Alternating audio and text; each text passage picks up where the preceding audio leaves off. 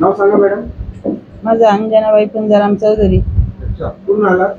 चाळीसगावहून. अच्छा, काय त्रास होतो तुम्हाला? मला कमरेचा गॅप होता, गुडघ्यांना गॅप आहे, मानेला गॅप आहे. पुष्कळ दवाखाने केले. अच्छा, काय काय दवाखाने केले? मी नड्यात जाऊन आली होती. नड्यात गुजरात मध्ये. मग नंतर भुसावर जाऊन आली 8 दिवस. मग नंतर नाशिक गेली. मग नाशिकतून मग ती ट्रीटमेंट झाली. मग मालेगावची ट्रीटमेंट केली. ट्रीटमेंट घेतलं तर किती बरं वाटलं साधारण तुम्हाला? काय नाही, जेवढ्या गोळ्या खाल्ल्या तेवढाच फरक पडायचा. बरं वाटायचं. हो, जेवढी माझ्याकडे दुसरी ट्रीटमेंट येत आहे तुमची. हो. किती बरं वाटलं? मला रुपयामध्ये 8 आना फरक पडून गेला. पहिल्या सेटिंग मध्ये? हो, चालायला लागली. तुम्हाला घरात चालता येत नव्हतं पहिलं? नाही. आता इथून मागच्या वेळेस तुम्ही ट्रीटमेंट घेऊन गेला त्यावेळेस चालू घरामध्ये? हो, मी घरापर्यंत अंगणापर्यंत जाते आता. चालतं येतं? हो, सगळं काम करून सगळं स्वयंपाक पाणी सगळं करते आता. पहिलं काही किती दिवसापासून त्रास होता? मग 20 वर्षापासून 30 वर्षापासून.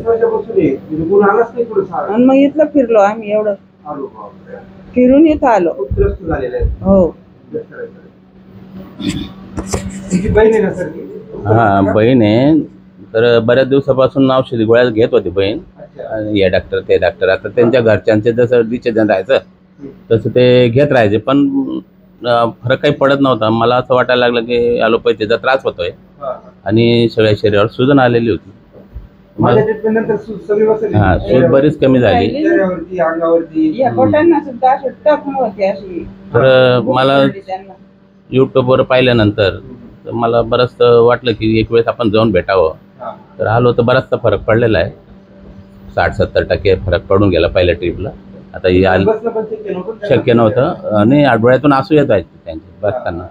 उठायचे असले तरी डोळ्यात आसू येऊन जायचे. रात्रभर झोप राहायची नाही. त्या गोळ्यांचा विपरीत परिणाम पण होत चालला होता. काही सोपं चेहऱ्यांवर सूज येत होती. पण मला असंच वाटतं चला घेऊन जाऊ बहिणीला. शेवट काही प्रयत्न करून बघू. आलं यश तर चांगलं आहे. बऱ्यापैकी यश आलेलं आहे आणि फायदा झालेला आहे.